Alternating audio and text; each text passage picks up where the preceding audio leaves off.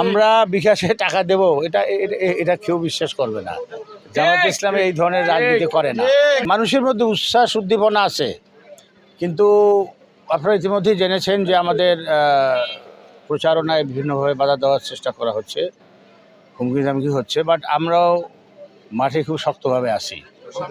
আমাদের উপস্থিতিও খুব সরব উপস্থিতি আছে মাঠে।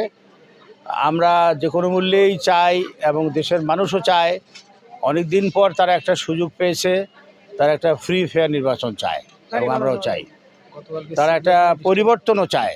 নায়াসিনামাইড ও স্যালিসাইলিক সমৃদ্ধ লিলি ফেস ওয়াশ যা ফেসের ডেড স্কিন সেল দূর করে দেয় দ্বিগুণ ফাস্টার ব্রাইটেনিং। আমাদের যে উঠান বৈঠক হচ্ছে, তারপরে আমাদের বোনরা যে প্রচার কাজে বের হয়, সবখানেই ডিস্টার্ব করা হচ্ছে আর কি।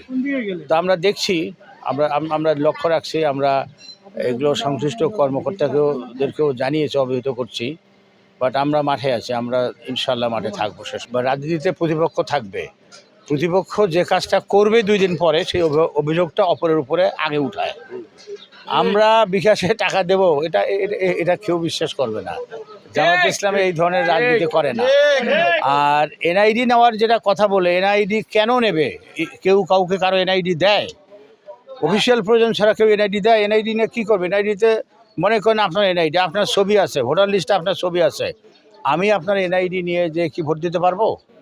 কোনোভাবেই সম্ভব না। কাজে এটা সম্পূর্ণরূপে একটা মানে বানানো কথা আর কি। এটা সম্পূর্ণরূপে বানানো এবং এটা পুরাতন কথা। আচরণবিধি কেমন দেখছে? আচরণবিধি প্রচারণার ক্ষেত্রে আমরা তো আমাদের সীমিত, আমি ব্যক্তিগতভাবে সীমিত আয়ের মধ্যে যতটুকু পারি করছি।